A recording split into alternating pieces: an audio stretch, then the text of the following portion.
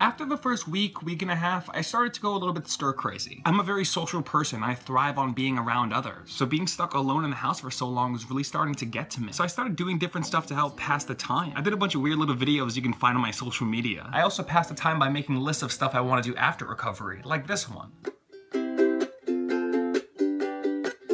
Top 5 things to look forward to after recovery. Number 1.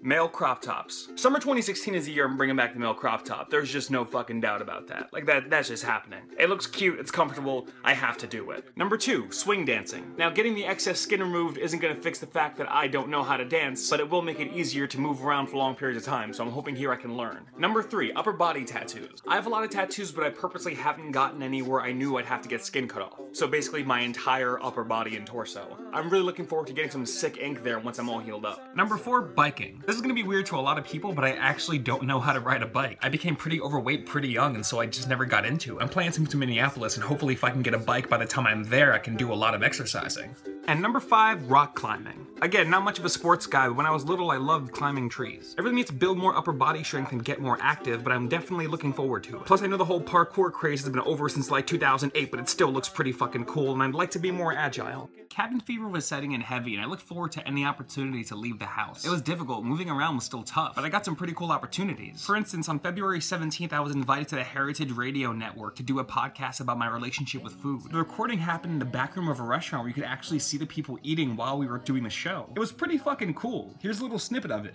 The eating disorder is one thing that no matter how far you get from it, you're never over it. It's something you live with on a day-to-day basis. And really the only way I managed to get away from it was after getting the lap band surgery, I basically had to relearn my relationship with food. You can check the link below if you want to hear more. I found myself doing different things to get by, trying to get more comfortable in my own body. The gross surgical body horror aspect was something that was still tough to get used to. Warning, this next part is a little bit gross. At my second appointment, they decided to take out one of my drains. It was a really uncomfortable feeling, but I was just happy to be out of the house.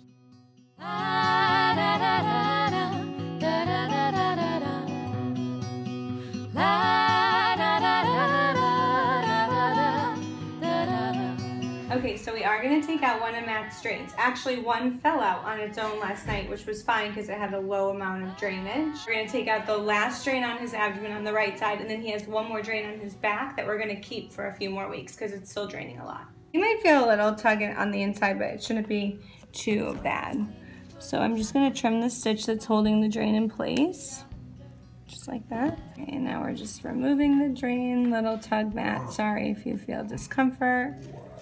And that's it. That's the whole drain. And that hole just closes up on its own. Yeah, I thought so. Okay, good.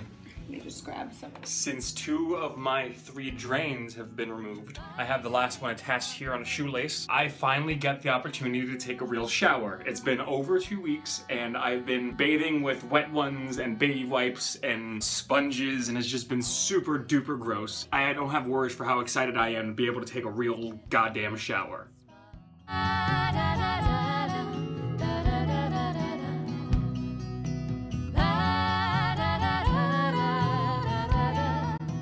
So after taking out the drains and finally being able to shower, what's next? Well, a lot. If you can't already tell, I'm someone who takes a lot of pride in his appearance. So finally being able to shower again gave me a huge boost of self-esteem. I needed help getting used to being in this own body, making me feel like it was my own. So eventually I finally went and got a haircut and redid my hair a different color. And slowly but surely I started to feel like me again. In the months after that, so much happened. I quit my day job and started writing full time. And my special with the doctors finally aired on TV. Here's a clip of my first reveal. Are you ready to see Matt? I know I am. Matt, come join us, buddy.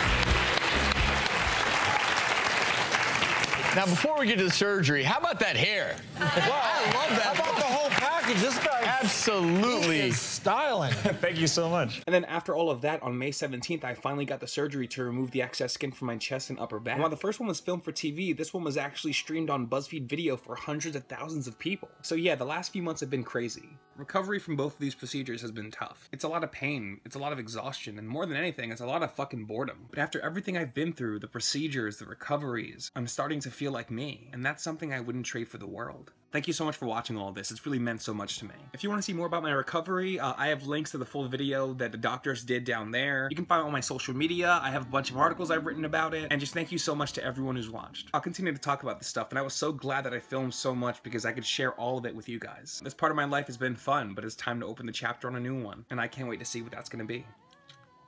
See you guys.